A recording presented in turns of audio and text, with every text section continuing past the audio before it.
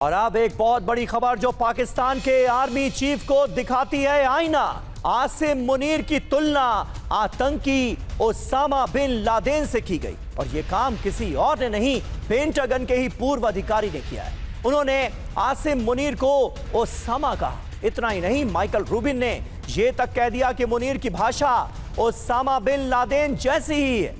America में मुनीर को entry नहीं मिलनी चाहिए। पाकिस्तान के अंत का समय नजदीक आ गया है। असल में माइकल रूबिन ने यह बयान आसिम मुनीर की गीदड़ भपकी के बाद दिया, जिसमें मुनीर ने भारत को परमाणु हमले की धमकी दी थी।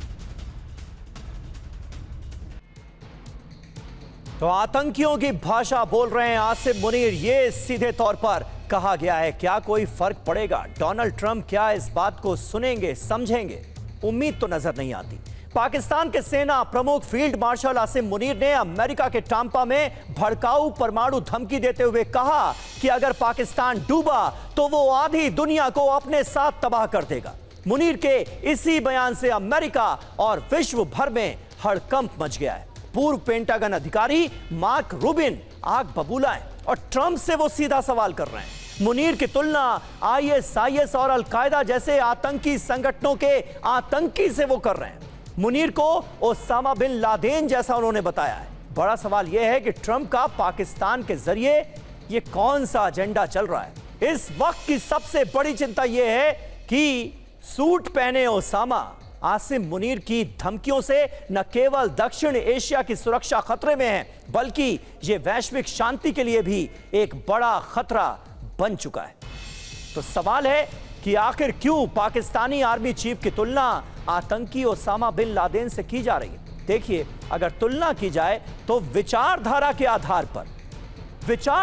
आधार पर ओसामा बिन लादेन और आसिम मुनीर दोनों ही इस्लामिक स्टेट के समर्थक रहे हैं, आईएसआईएस के। और आतंक की अगर बात की जाए तो ओसामा बिन लादेन तो खुद टेररिज्म का चेहरा है, तो वही मुनीर पाकिस्तान में आतंकियों को पनाह देते हैं। यहां तक कि पहलगाम में जो बर्बर आतंकी हमला हुआ, उसके पीछे पाकिस्तान के इसी बदनाम जनरल का हाथ था। ओसामा और मुनीर दोनों से दुनिया की स्थिरता को खतरा रहा है। दोनों को शांति का दुश्मन कहा जा सकता है। इसलिए सिमिलैरिटीज तो बहुत हैं। ये जो कंपैरिजन किया गया है, ये बिल्कुल वाजिब नजर आता है।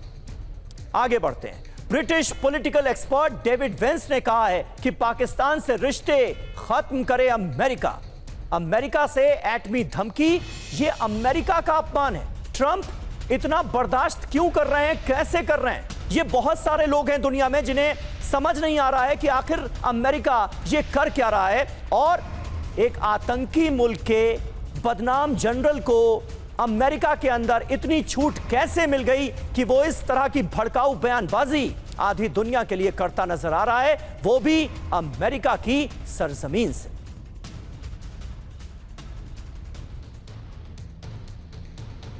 और अब आपको बताते हैं कि पेंटागन के पूर्व अधिकारी ने आसिम मुनीर की तुलना ओसामा बिन लादेन से क्यों की है। दोनों में और समानताएं क्या हैं, यह भी देखिए।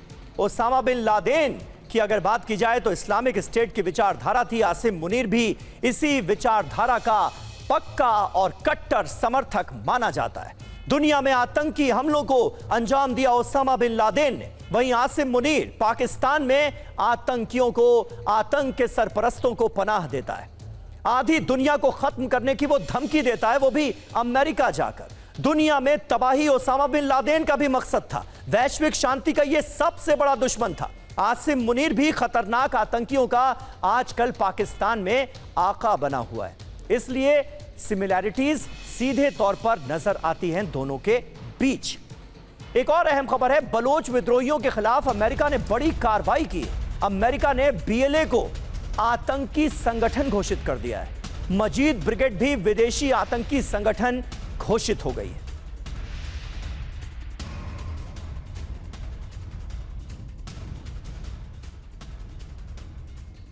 और बीएलए को आतंकी संगठन घोषित करने का असर क्या होगा, ये आपको जल्दी से ये बताते हैं। बलूचिस्तान में पाकिस्तानी सेना का अत्याचार और ज्यादा बढ़ेगा, क्योंकि इसी अत्याचार के खिलाफ लगातार बीएलए एक बुलंद आवाज के तौर पर उभरा है। मुनीर की दमनकारी नीतियों को लागू करना अब बलूचिस्तान में और ज्यादा आसान होगा। बलोच नागरिकों के अधिकारों में और ज्यादा कटौती की जाएगी, क्योंकि अब तो बीएलए को आतंकी संगठन घोषित करवाने में यह मुनीर कामयाब हो गया अमेरिका से। आजादी की मांग करने वाले बलोचों पर जुल्म सितम और ज्यादा बढ़ेगा, अब इसके पुरजोर आसार नजर आ रहे हैं। बीएलए को वैश्विक स्तर पर अलग थलग करने में जाहिर है इससे मदद मिलेगी। बलूचों की आजादी की जंग पर एक तरह का मनोवैज्ञानिक दबाव इससे पड़ेगा। बीएलए के लिए फंड और हथियार जुटाना और ज्यादा मुश्किल हो जाएगा, क्योंकि अमेरिका ने इसे टेररिस्ट ऑर्गेनाइजेशन घोषित कर दिया है और इसके लिए जनरल आसिम मुनीर ने जबरदस्त फील्डिंग की थी। अब बीएलए को आतंकी संगठन घोषित करने की वजह क्या है, यह भी आपको बताते हैं, समझाते हैं। बीएलए ने पाकिस्तानी अत्याचार और दमन का विरोध किया, नागरिक अधिकारों के हनन के खिलाफ मुहिम चलाई। बीएलए ने संसाधनों की लूट पर पाकिस्तानी सेना को बेनकाब किया, उसे घेरा।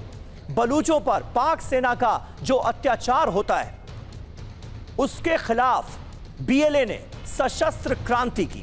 पाकिस्तानी हमले के बाद बीएलए ने पलटवार किया, बलूचिस्तान में पाक सेना को घुटने टेकने पर मजबूर किया।